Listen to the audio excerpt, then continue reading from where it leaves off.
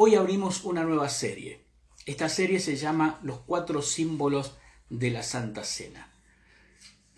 Durante mucho tiempo pensaba que la Santa Cena tenía solamente los 2 símbolos, que son los que se ministran comúnmente, como el pan y el vino. El pan, símbolo del cuerpo del Señor, y el vino en representación de la sangre que Él derramó por nosotros en la cruz. Pero luego, ahondando un poco más en lo que transcurre, en el contexto, en el profundo simbolismo y significado que tiene la Santa Cena o Cena del Señor, encontré que habían 2 símbolos más que son muy importantes y que son los que nos ayudan a darle el total sentido.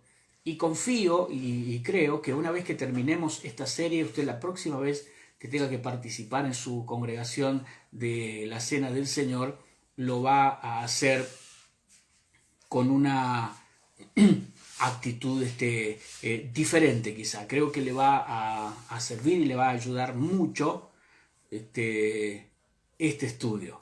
Tanto si le toca ministrar la Cena del Señor como si le toca recibirla, usted creo que va a tener una imagen un poco más aproximada a lo que es la Cena del Señor. Bien. Una de las cosas que hemos estado comentando aquí en las diferentes transmisiones es que hay temas que a veces pareciera ser que ya han pasado a ser tan básicos porque los enseñamos en los inicios de la vida cristiana, forman parte quizá de lo que llamamos los primeros pasos, como es el bautismo, como es la oración, como es el congregarse, y es como que se lo enseñamos al nuevo, por llamarlo de alguna manera, y luego no volvemos a retomar esos temas porque solamente se tocan cuando hay alguien nuevo a quien enseñárselo. Pero creo que cometemos un gran error allí porque cada uno de estos temas tiene diferentes niveles de profundidad, diferentes niveles de conocimiento y que nos pueden revelar cosas mucho más grandes todavía si nos animáramos a entrar de nuevo en ellos, pero pasar a un siguiente nivel. Les ponía como ejemplo que uno aprende matemática desde que comienza prácticamente su etapa de escuela primaria y sigue estudiando matemática hasta que egresa de la facultad. Ahora, la materia es la misma, los contenidos son los que van cambiando. Entonces creo que muchas veces hemos abandonado materias que deberíamos seguir desarrollando y enseñando a lo largo de la iglesia. Este tema, por ejemplo, el de la Santa Cena, a veces nos tomamos unos pocos minutos, justo el día del culto que se va a hacer la Cena del Señor, y acudimos casi siempre a un pasaje que es el que voy a leer ahora para comenzar el desarrollo de este tema, en 1 Corintios capítulo número 11, y luego explicamos un poquito y pasamos al tema de la ceremonia. Cantamos y oramos, se organiza la congregación, se distribuye, se ora por el pan, se ora por el vino, se participa, se distribuye, seguimos orando, seguimos adorando al Señor y pasó. Y como muchos se tomarán quizá unos minutos antes de participar en la Cena del Señor, como para tomar un tiempo de reflexión, de mirada introspectiva, de descubrir en nosotros si tenemos algún conflicto con alguien, si necesitamos reconciliarnos con alguna persona, a fin de luego con un corazón, digamos, más liviano de todo eso, poder participar de la Cena del Señor. Recuerdo que es tan distinta la manera en la que se lo lleva a cabo en una como en otra congregación, que muchas veces he estado de visita predicando en alguna congregación y me han dicho, bueno, ya que esto esté acá, que está acá, nos gustaría que ministre la Santa Cena. Y allí a mí a veces se me crea, pues yo tengo una idea de lo que es la Santa Cena y es lo que voy a compartir con ustedes en esta serie, pero obviamente entiendo que no todos la celebran de la misma manera, es decir, el protocolo o el procedimiento que se utiliza de un lugar a otro es muy diferente. Recuerdo una oportunidad, hace ya bastante tiempo, estaba predicando en una iglesia en el sur argentino y justo llegamos culto de Santa Cena. En esa oportunidad veo que pasa un pequeño grupo adelante, es más, el pastor que estaba allí presidiendo la reunión dice, bueno, pasen todos los que están en condiciones de tomar la Cena del Señor. Y habrá pasado el 20% de la congregación que había en esa reunión. Pasó solamente ese pequeño grupo, les ministraron, les repartieron y tomaron, comieron y luego volvieron y se sentaron. Y no entendía yo por qué es que se lo había hecho de esa manera. Preguntándole al hermano que me había llevado hasta allí, de hecho quien había generado el contacto para que yo predicara en esa congregación en aquella oportunidad, le dije, ¿por qué no tomaron toda la Santa Cena? ¿O por qué pasó tan poca gente? Y dice, porque acá tienen la costumbre de que las personas, si sienten que están en condiciones de tomar la Santa Cena, pasan, y el que siente que no está en condiciones, bueno, no pasa. Digo, pero ¿no sería mejor hacer que todos estén en condiciones? Es decir, ¿cuál es la idea? Si hay que reconciliarse, si hay que pedir perdón, si hay que arrepentirse, si hay que pedirle al Señor, Señor, me equivoqué, pequé, perdóname. ¿Por qué no dar la oportunidad y por qué no dar el tiempo? Bien, fue un poco raro. El otro tema también es, y esto quizá lo desarrolle yo un poquito más cuando me toque hablar del símbolo del vino, pero también he observado que se han utilizado distintos tipos de elementos para reemplazar el vino, y en algunos lugares se hace la Santa Cena con jugo de naranja o con jugo de manzana, y es como que, bueno, que tomen algo y que eso representa. Pero el vino en sí tiene un significado muy profundo. Digo, lo voy a hablar cuando me toque el tema de la sangre, pero habla de la vid. Jesús dice que Él es la vid y nosotros somos los pámpanos. Él no se refirió a sí mismo como una planta de manzana o como una planta de naranja, de manera que significa lo mismo jugo de manzana, jugo de naranja que vino. Los símbolos son importantísimos porque no están allí puestos arbitrariamente o porque sí. Tienen una razón de ser, tienen un sentido, una razón de ser. Bien, el tema entonces con el que vamos a comenzar hoy, los 4 símbolos de la Santa Cena. Vamos a leer primero 1 Corintios capítulo 11, pasaje que comúnmente se lee cuando se va a ministrar la Cena del Señor, que comienza diciendo el apóstol Pablo, versión Reina Valera 1960, porque yo recibí del Señor lo que también os he enseñado. El Señor Jesús, la noche que fue entregado, tomó pan, y habiendo dado gracias lo partió y dijo, tomad, comed, esto es mi cuerpo, que por vosotros es partido, haced esto en memoria de mí. Asimismo tomó también la copa, después de haber cenado, diciendo, esta copa es el nuevo pacto en mi sangre, haced esto todas las veces que la bebierais en memoria de mí. Así pues, todas las veces que comiereis este pan o bebiereis esta copa, la muerte del Señor anunciáis hasta que Él venga. De manera que cualquiera que comiere este pan o bebiere esta copa del Señor indignamente será culpado del cuerpo y de la sangre del Señor. Por tanto, pruébese cada uno a sí mismo y coma así del pan y beba de la copa, porque el que come y bebe indignamente, sin discernir el cuerpo del Señor, juicio come y bebe para sí. Por lo cual hay muchos enfermos y debilitados entre vosotros, y muchos duermen. Si pues nos examinásemos a nosotros mismos, no seríamos juzgados. Mas siendo juzgados, somos castigados por el Señor para que no seamos condenados con el mundo. Así que, hermanos míos, cuando os reunís a comer, esperaos unos a otros. Si alguno tuviere hambre, coma en su casa, para que no os reunáis para juicio. Las demás cosas las pondré en orden cuando yo fuere.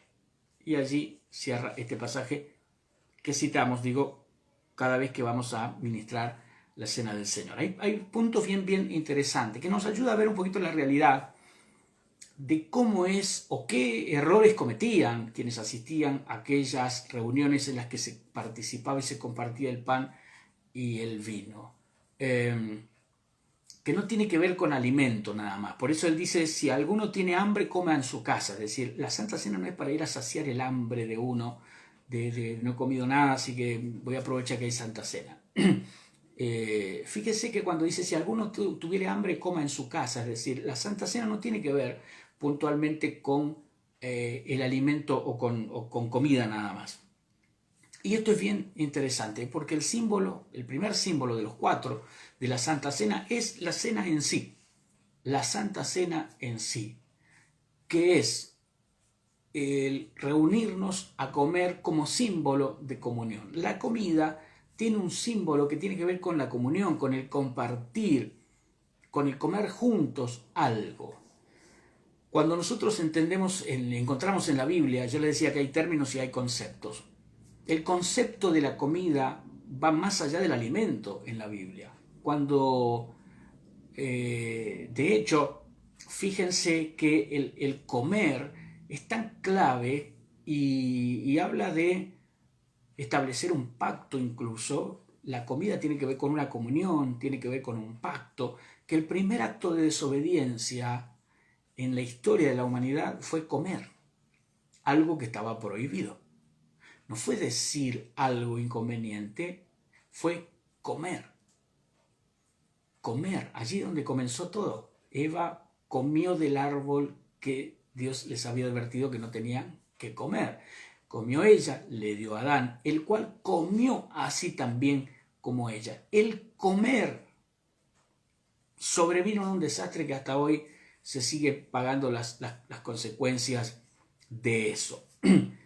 El comer, fíjense que algo tan sencillo como una autorización de comer de cualquier árbol del huerto y la prohibición de comer específicamente del que estaba en el medio. El comer, no es que no lo podían mirar, no que no lo podían tocar, no tenían que comer. El comer fue el acto principal de desobediencia al comer aquello que no les estaba permitido comer. Y mire todo lo que desató aquella primera comida prohibida, que fue comer del fruto del árbol que estaba prohibido que ellos lo hicieran.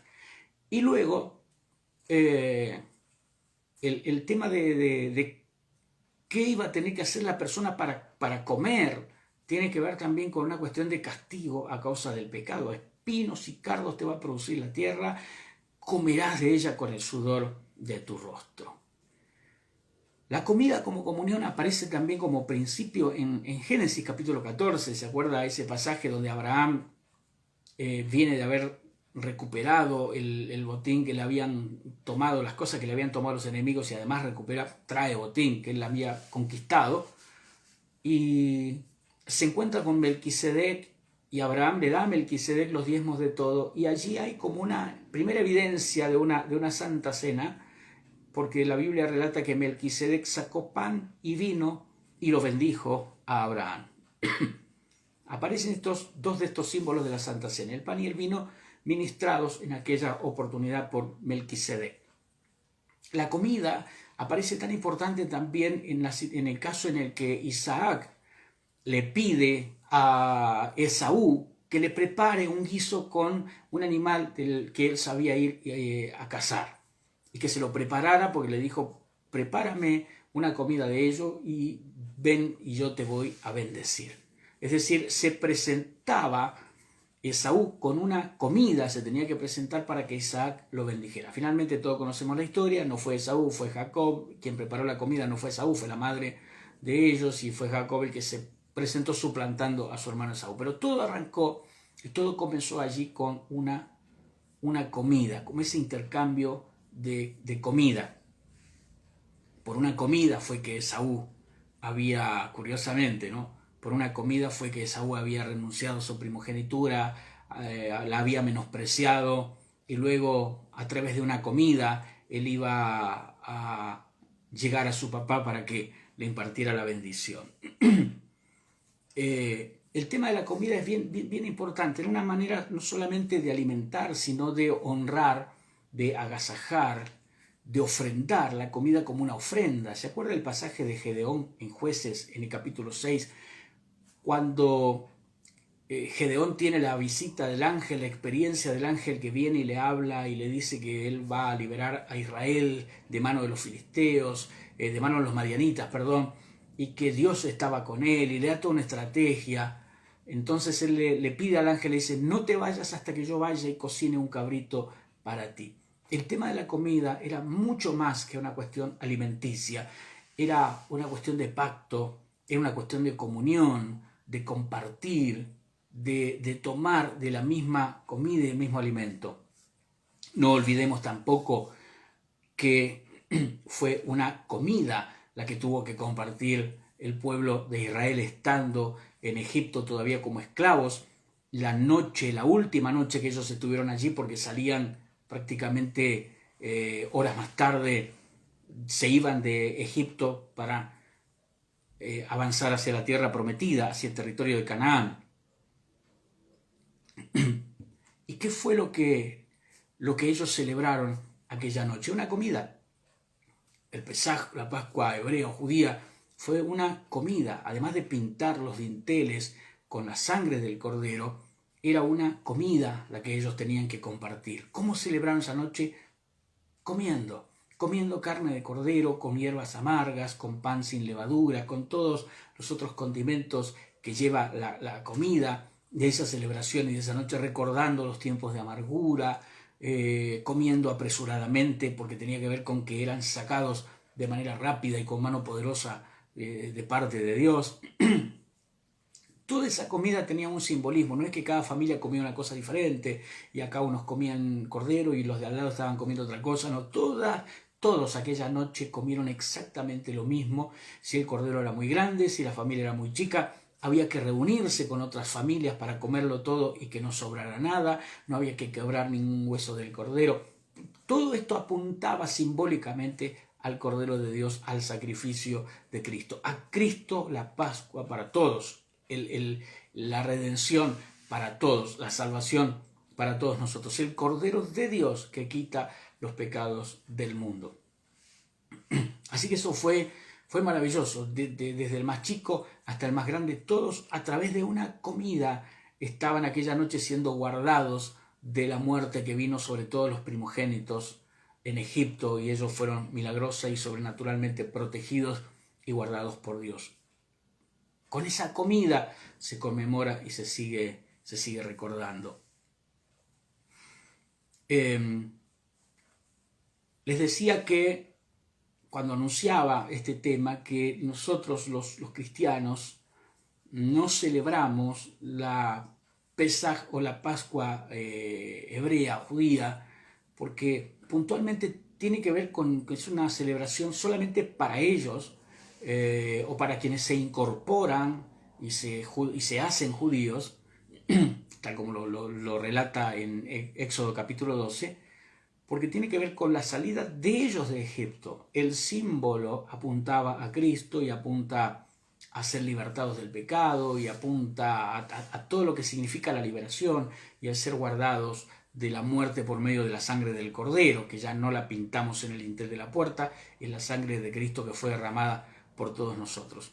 Pero no celebramos nosotros el Pesaj judío o la celebración judía porque no quedó establecida para que la iglesia la celebre. Es una fiesta pura y exclusivamente para el pueblo de Israel.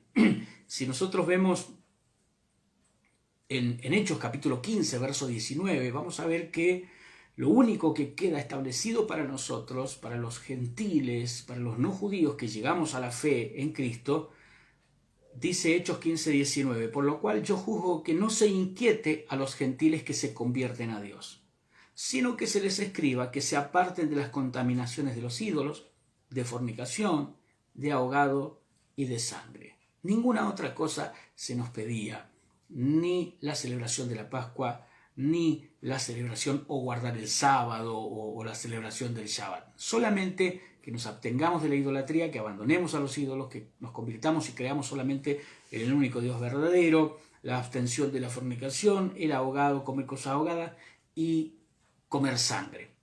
Esa es la lista, no aparece otra lista, que nadie le ponga a usted ninguna otra carga y no se sienta mal si usted no está celebrando de la manera en que Israel celebra el Pesaj o el recuerdo de haber sido librados de la muerte aquella noche y haber salido de la tierra de esclavitud. Nosotros no somos judíos, por lo tanto no celebramos de la misma manera que el pueblo de Israel.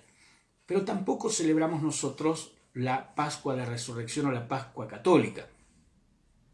La Pascua católica que tiene un montón de condimentos, un montón de elementos extraídos no de la Biblia, sino propiamente del paganismo. y que no dudan en reconocerlo incluso, de que hay cosas que ellos más o menos las han maquillado un poco como para que parezcan cristianas. Pero usted comience a observar y se va a dar cuenta que hay un montón de tradiciones que tienen que ver con la Pascua católica que no tienen ningún tipo de fundamento en la Biblia. Ha cambiado un poco con el paso del tiempo, pero yo recuerdo en mi niñez, cuando llegaba la fecha de la Pascua, o como se la conoce como la Semana Santa, bueno, los niños no podíamos andar jugando, no podíamos reírnos mucho, no podíamos andar corriendo. Las radios en ese tiempo ponían solamente lo que se conocía como música sacra, una música clásica muy triste, y todo era hasta el domingo. Recién el domingo es como que resucitaba de nuevo el Señor y volvía otra vez la algarabía y la alegría y todo. Uno no se podía, no se cortaba el pelo esos días, no se podía usar cuchillo para cortar las cosas, no se podía clavar un clavo, no se podía nachar leña, porque era tratar con madera y la madera significaba la cruz, no se podía clavar nada porque el Señor había sido clavado aquellos días, es decir, y se vivía con una sensación de luto, de duelo, era como que se nos había muerto alguien, y era el no tener la fe en un Cristo que resucitó una vez, no que resucita todos los años, el día domingo, el día de Pascua, y resucita de vuelta, y nace para diciembre, y lo matamos de vuelta, y vuelve a resucitar. No, Él resucitó una sola vez y para siempre. Y en lugar de vivir todos los días la alegría de su resurrección, no, caía Semana Santa y era un luto, un velorio, la casa y la familia y todo el mundo, y parecía que era pecado reírse, era pecado comer carne, había que hacer lo imposible y gastar una locura lo que te cobraba el pescadero porque había que comer pescado, la famosa empanadita de vigilia. Y luego el comercio le fue agregando cosas, y la rosca de Pascua, y el conejo de Pascua, y el huevo de Pascua, y un montón de cosas que no tienen absolutamente, pero ninguna relación con lo que realmente pasó a través de Cristo. Pero fíjese cómo es tan sutil el diablo, que así como convirtió el recuerdo del nacimiento de Jesús, aunque no sabemos la fecha, el día en que nació Jesús, pero a ver, pongamos, nació Jesús. Y fíjese que cuando llega esa fecha donde se supone que toda la gente está hablando del nacimiento de Jesús, el protagonista es el arbolito con luces, el protagonista es Santa Claus, un tipo gordo metiéndose por la chimenea, los duendes que fabrican juguetes, los renos que tiran el trineo, cualquier cosa. Así también desvirtúa el apreciar y el entender realmente en toda su dimensión lo que significa la muerte y la resurrección de Cristo. Y allí aparecen un montón de cosas anexas, inventadas, que no tienen nada que ver. De hecho, en algunos países como Filipinas, por ejemplo, se crucifica gente de verdad, los ponen en una cruz y representan uno a Jesús y el otro los otros dos que estaban a los lados. Es muy, muy, muy engañoso el enemigo para despojar totalmente del verdadero sentido de las cosas, y cuando le quita el verdadero sentido queda una cáscara vacía, hueca. Estaba leyendo una ridícula y curiosa historia en la página oficial de la Iglesia Católica Apostólica Romana, que se llama catholic.net. Y allí ellos comienzan relatan un poquito de dónde viene la historia del huevo de Pascua, el por qué el huevo de Pascua. Y bueno, reconoce que es una antigua tradición egipcia, menciona que los egipcios se acostumbraban a pintar los huevos de colores, y que, bueno, se regalaban esos huevos de colores porque tenía que ver con el huevo, con el renacimiento o con la fertilidad. Y luego mete el conejo, dice, ¿cómo aparece el conejo de Pascua? Y cuenta una historia bien, que uno dice, se agarra la cabeza, dice, no puede ser que crean esa pavada. Pero bueno, es así como lo cuenta. Dice que cuando muere Jesús, había un conejo ahí adentro en el sepulcro de José de Arimatea, y el conejo estaba mirando todo. O sea, nadie sabía, cuando traen a Jesús y lo ponen al cuerpo del Señor, allí dentro del sepulcro, nadie se dio cuenta, nadie se avisó que había un conejo dentro del sepulcro. Pero ahí estaba el conejo. El conejo vio todo, vio que lo trajeron a Jesús, pusieron el cuerpo allí, cerraron con una piedra, y el conejo vio que había mucha gente. Esto lo está diciendo esta página católica oficial, catholic.net. Búsquelo allí, lo va a encontrar, no me estoy inventando nada. Entonces dice que este conejo le llamó la atención la cantidad de gente que lloraba por Jesús y todo. Y dice que el conejo se quedó ahí pensando, se quedó sentado el conejo mirando a Jesús, que estaba acostado sobre la piedra, y dice que el conejo pensaba, ¿quién será este hombre tan importante que la gente llora tanto por él? Y estaba el conejo ahí, se pasó todo el día, toda la noche mirando a Jesús, y de pronto dice que la piedra se abre, se mueve, Jesús se levanta, dobla la sábana, el lienzo, lo pone todo ahí sobre la piedra, y entonces el conejo se da cuenta y le cae la ficha al conejo y dice, ah, claro, pues si este es Jesús, el Hijo de Dios, dice el conejo, con razón, era una persona importante. Mira el conejo, el nivel de revelación que tenía el conejo.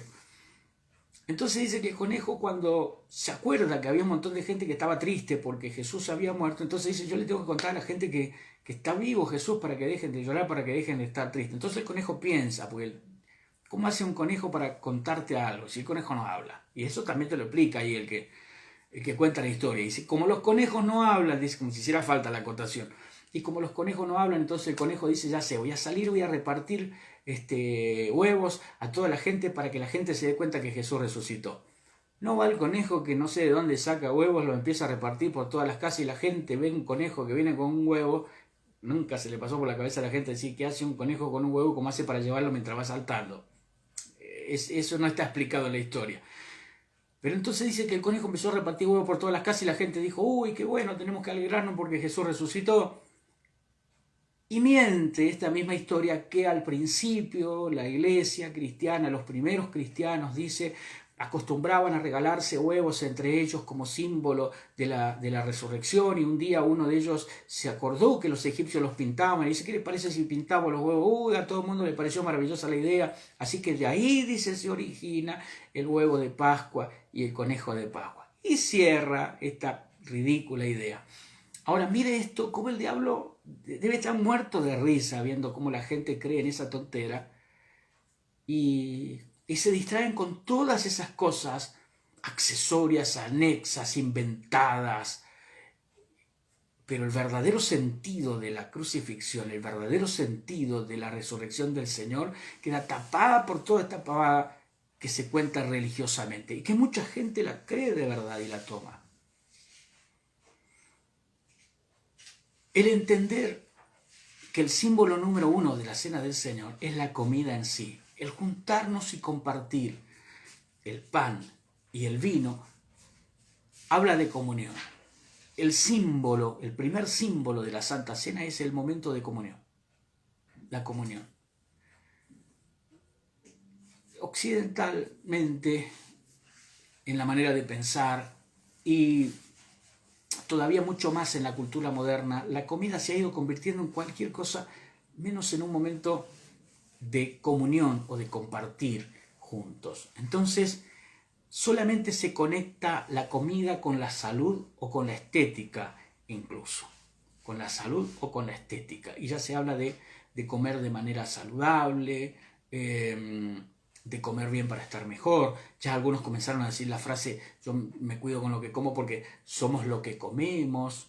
Y el tema de la comida como una cuestión de cuidar la estética, como una cuestión solamente, que no está mal, de cuidar la salud, pero no es solamente decir, cuando Pablo le dice a los corintios, si tienen hambre coman en su casa, le está diciendo que la comida es mucho más que el satisfacer el hambre, que hay un sentido, que hay una simbología muy profunda, un sentido muy profundo que tiene el hecho de juntarse a comer.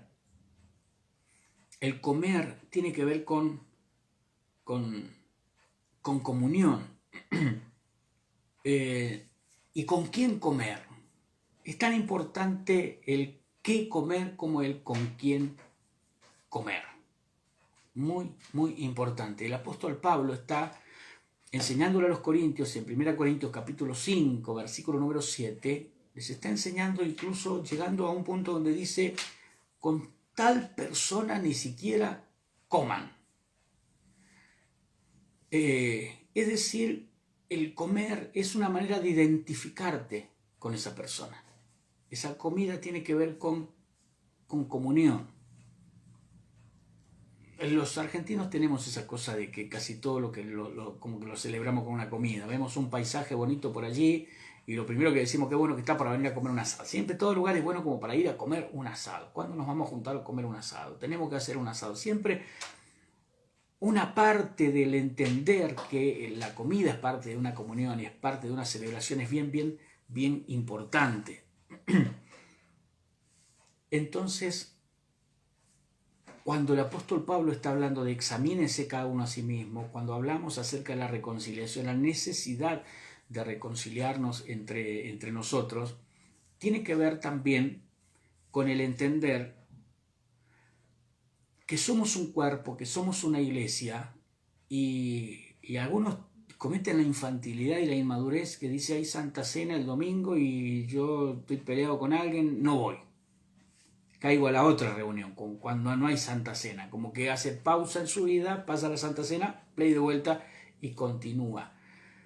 Y no entiende de verdad el simbolismo profundo que tiene que ver con ser parte del cuerpo, estar unido al cuerpo, unido a la iglesia. Mire lo que dice Colosenses capítulo 3, versículo número 13. Y acá hay una palabra que muchas veces se malentiende. Dice, soportaos unos a otros y perdonaos unos a otros. Y nosotros a veces, no sé si es, creo que de este lado del planeta, los latinos, usamos la palabra soportar como tengo que aguantar lo voy a tener que soportar porque la Biblia me dice que hay que soportar a los hermanos. Pero la palabra soportar tiene otro sentido también. Tiene que ver con sostener. La palabra soportar tiene que ver con sostener. Las columnas soportan el techo. No quiere decir que lo están bancando nada más y no quieren saber nada con él, pero bueno, acá está, hay que ayudar. No, lo están sosteniendo. Cuando dice soportaos unos a otros, habla de sostenernos unos a otros.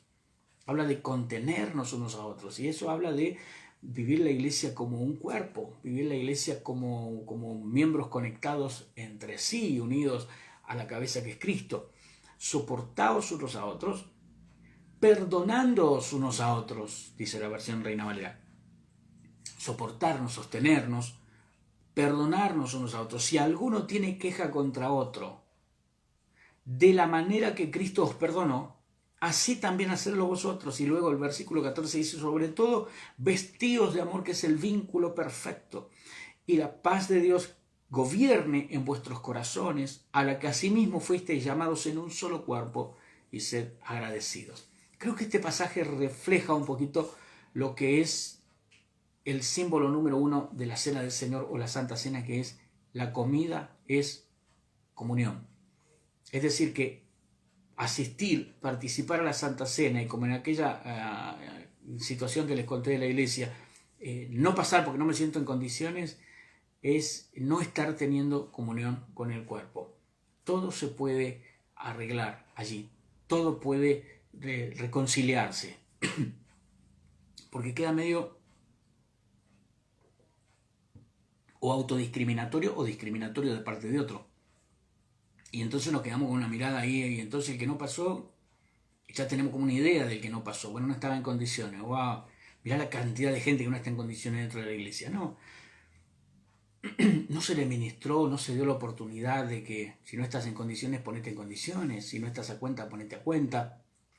La oportunidad, la posibilidad, la puerta abierta del arrepentimiento o de la reconciliación con otras personas. Que esté en condiciones pase, el que no se queda, y era muy poquito el que sentía que estaba en condiciones. Y quizá alguno de los que estaba sentado miraba a alguno de los que pasó y habrá dicho, ¿para qué pasa si este tampoco está en condiciones? Y se presta para todo ese tipo de cosas que son hirientes, que terminan dañando al cuerpo. Entonces el símbolo 1, el primer símbolo de la Cena del Señor es la comida. La comida es comunión. Cuando somos convocados a participar de la Santa Cena, estamos siendo invitados a participar de una misma mesa. Estamos siendo tenidos en cuenta como cuerpo, como iglesia del Señor. Entonces es importantísimo. Símbolo número 1, la comida es comunión. Participo de esa comida, participo de esa comunión, me siento parte del cuerpo. Y luego vienen los otros 3 símbolos que todavía nos faltan y que vamos a continuar como parte de esta misma serie. Vamos a orar al Señor. Gracias por este tiempo que estamos aquí compartiendo con cada uno de ustedes. Gracias por ustedes que están allí. y que siguen estas transmisiones. Hoy comenzamos la serie Los 4 símbolos de la Santa Cena. El primer símbolo que tocamos hoy, la comida, es comunión. Oramos. Padre, gracias te damos, eterno Dios, por darnos la bendición de ser alumbrados por tu palabra. Ayúdanos a entender aquellas cosas que todavía en nuestra mente y en nuestro corazón no nos han quedado claras. Confírmanos todo lo que sea palabra tuya y ayúdanos a desechar todo concepto, argumento y todo lo que se levante contra el conocimiento genuino de Dios y que pueda hacer interferencia en nuestro crecimiento espiritual. Bendigo a cada persona, Señor, que recibe esta palabra y esta transmisión y que ve este video. En el nombre de Jesús. Gracias, Señor. Amén. Muchas gracias por estar allí. Les recordamos que estos videos están todos subidos al canal de YouTube para que usted los pueda ver una y otra vez. Anotar las citas bíblicas que vamos mencionando para ir teniendo realmente el estudio completo. Y ya tiene la primera parte de los 4 símbolos de la Santa Cena. Dios les bendiga.